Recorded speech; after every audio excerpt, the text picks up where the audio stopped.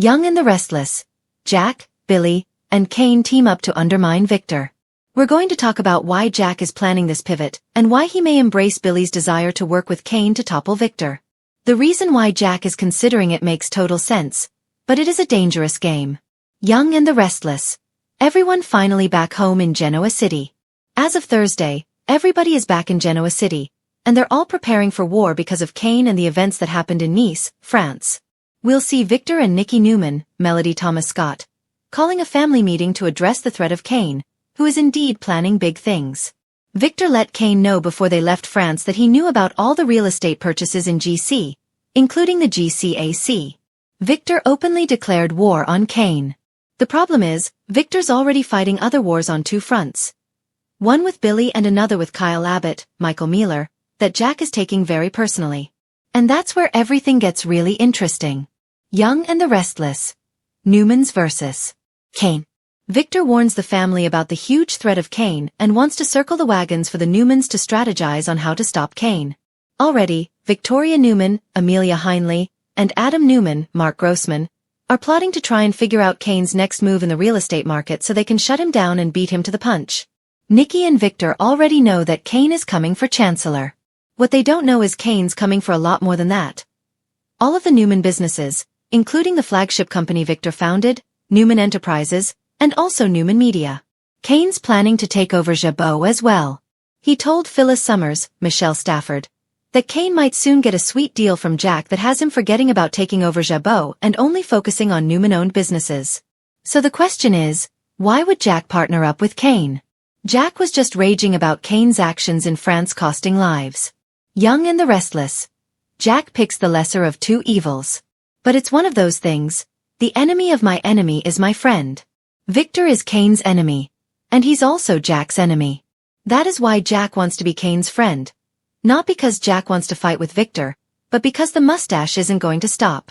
He's tired of it and is going to get proactive and try to end this once and for all. Once they're back in GC, Jack and Diane Jenkins, Susan Walters, are worried about Victor targeting Kyle using Audra Charles, Zuleika Silver, to do it because they know it's not over.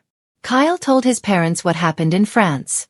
But the thing is, Kyle left Claire Grace Newman, Haley Aaron, at a critical time to go play these reindeer games with Audra, trying to expose her and Victor. Young and the Restless. Victor won't back off Kyle. Now he didn't know Claire's dad was going to die, but he knew that Cole Howard, Eddie Peck, was really sick, and there was no reason for him to go. He hadn't been planning to go, and Audra goaded him into it. Bottom line, that meant Kyle was not there for Claire when she needed him the most. I'm sure Victor is going to rub that in. Kyle is hoping that because he didn't fall in bed with Audra, that he didn't let her seduce him, that he has proved himself to Victor, and he somehow thinks the mustache is going to back off. But that's not how it's going to go. Not at all.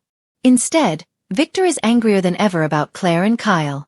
Where he had doubled down before, he may triple down. At least this time, Jack is stepping into the fray and is going to get involved. Newman family drama. Victor's war on Kane and the real estate power struggle in Genoa City. When the rest of the Newman family showed up, Claire was not there. Instead, she went over to meet Kyle. Victoria warned her that Victor wouldn't like it, but Claire didn't care. She wanted to go see her man. Sure enough, Victor was outraged, even though Nick Newman, Joshua Morrow, Victoria, and Nikki all thought that was a totally normal thing for Claire to do. Diane and Jack think it's a bad time to go on their honeymoon because they assume Victor and Audra are still going to try and undermine Kyle and Claire and hurt their son. When Kyle and Claire ran into Audra in the park with Nate Hastings, Sean Dominic, things got weird. Audra's boyfriend noticed while Claire seemed a little more distracted. Young and the Restless. Jack's shocking idea. With that all in mind, Diane is worried that Victor is still going to blow up Kyle and Claire's relationship and hurt their son. Then Jack really stuns Diane when he says he would team up with Kane if he thought it would stop Victor. Diane is really surprised to hear him say that. Jack thinks it might be worth the risk. Realistically, Billy is already working with Kane. So, the Abbotts have a foot in the door with Kane. I just don't see Billy and Kane turning Jack down because a group scheme to target Victor sounds great. The more the merrier, right? This would triple their chances of taking down Victor because Kane, Jack, and Billy all acting as the united front brings a lot more power to the table. Jack doesn't care about Chancellor or Kane's other plans. Jack just wants to crush Victor so he will stop targeting Kyle on Young and the Restless. Young and the Restless. Jack and Billy at odds. Jack fussing about Kane has put his relationship with Billy at risk. So if Jack decides to go all in with Kane and Billy, that would probably undo some of the damage to Jack and Billy's brother bond, which is another good thing. What's funny is Jack has the same goal as Nikki, Victoria, and Claire. They all want Victor to stop targeting Kyle and Claire and let them be. But Victor's not going to listen to anybody in his family. Genoa City Least of is all no Claire. stranger to rivalries. But when Jack Abbott, Billy Abbott, and Kane Ashby find themselves unexpectedly on the same side, even Victor Newman feels the ground shift beneath his empire. For decades, Victor has been the unshakable titan, the man who always lands on top. But this time, the storm brewing against him isn't coming from one direction. It's coming from three. A brewing storm. It all begins when Victor's latest corporate maneuver sends shockwaves through Jabot and Chancellor Winters. Determined to expand Newman Enterprises into the cosmetics and biotech sector, Victor begins aggressively targeting companies with ties to Jabot's subsidiary divisions. On paper, it's just business, but Jack sees it for what it really is. Another calculated attempt to crush the Abbotts. Jack's fury is immediate. He's not just coming after my company, he's coming after my family, Jack tells Billy during a heated meeting in the Jabot boardroom. Every time I think we've made peace, Victor finds a way to twist the knife. Billy, who's been trying to keep himself out of the Newman-Abbott feud, can't help but feel the pull. You're right, Billy says, pacing. He's playing chess again, and this time, he's using Chancellor Winters as a pawn. What Jack and Billy don't realize yet is that Kane Ashby, now running a venture capital firm after his exit from Chancellor Winters, has also found himself in Victor's crosshairs. Victor's recent acquisition moves threaten to swallow a startup Kane invested in, and if that happens, Kane stands to lose millions. When Kane overhears Victor boasting about tightening his grip on Genoa City's weaker players, it's the final straw. The unlikely alliance. The idea of an Abbott-Ashby alliance seems absurd at first. Jack and Kane have clashed over the years, both personally and professionally. But when Billy arranges a discreet meeting at society, the tone shifts from rivalry to resolve. Jack arrives first, impeccably dressed and guarded as always. Billy, nursing a bourbon, leans back casually. Then Kane walks in, confident, cool, and ready for war. Never thought I'd be sitting at this table with the two of you, Kane smirks. Believe me, the feeling's mutual, Jack replies dryly. But we have a common enemy.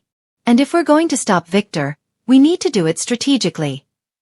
The plan they begin to draft isn't about brute force. It's about precision. Kane, with his financial network, agrees to feed them insider intel on Newman's latest acquisitions. Billy offers his PR skills to discreetly leak stories that could destabilize Victor's corporate image. And Jack, the master strategist, will coordinate the business counterstrike through Jabot's board and international partners. For the first time in years, the power dynamic in Genoa City feels like it could actually shift. Victor catches a scent. Of course, Victor Newman didn't build his empire by being oblivious. When whispers begin circulating about a shadow alliance, targeting his expansion plans, Victor immediately suspects Jack. In a tense scene at Newman Enterprises, Victor leans back in his leather chair, eyes narrowed. Jack Abbott never learns, he mutters. But this time, he won't just lose his company. He'll lose everything. Victoria, ever the loyal daughter but wary of her father's endless feuds, urges caution. Dad, if you go after Jack again, it could backfire.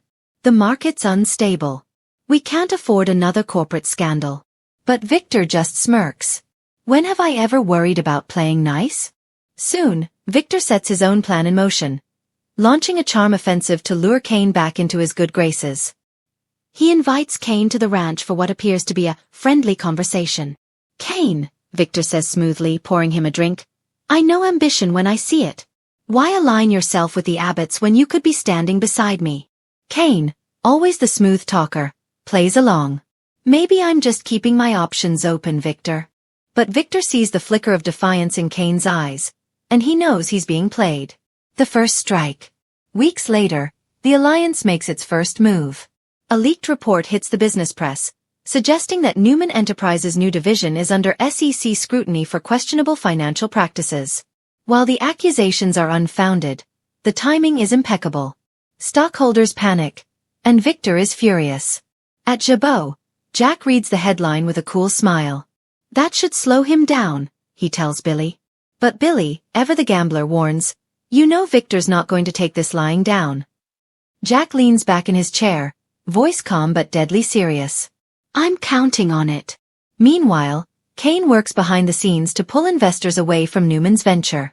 He quietly steers funding toward Jabbo-affiliated projects, creating a ripple effect that begins to weaken Victor's control. The trio's plan is working, for now. Victor strikes back. When Victor discovers the source of the leaks, his retaliation is swift and merciless. He uses his deep connections to sabotage one of Kane's ventures, costing Kane millions overnight. Then he sends Jack a cryptic message through a mutual business contact. You've declared war. Be ready for the fallout.